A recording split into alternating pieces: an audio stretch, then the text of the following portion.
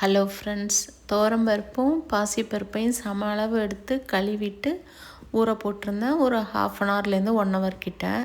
சின்ன வெங்காயம், தக்காளி கட் பண்ணி வச்சுருக்கேன். வாழைத்தண்டை சின்ன சின்னதாக கட் பண்ணி மோர் கலந்த தண்ணியில் போட்டு வச்சுட்டு கழுவி எடுத்து வச்சுருக்கேன்.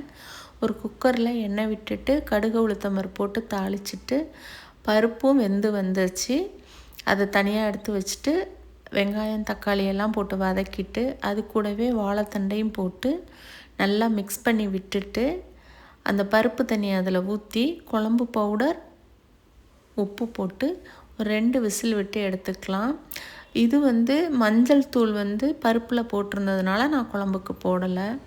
இந்த கூட்டுக்கு நான் போடலை. விசில் விட்டு வந்துருச்சு. இப்போ பருப்பை போட்டுட்டு அது கூட தேங்காவை கோர்ஸாக அரைச்சி போட்டுக்கலாம். தேங்காய், ஜீரகம், சின்ன வெங்காயம், பச்சை மிளகாய்.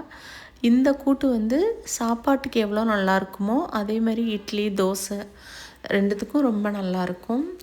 இப்போ தேங்காவையும் அதில் விட்டுட்டு கொதிக்க வச்சு நம்மளுக்கு தேவையான கன்சிஸ்டன்சி வர்ற வரைக்கும் அதை வேக வச்சு எடுத்துக்கலாம்.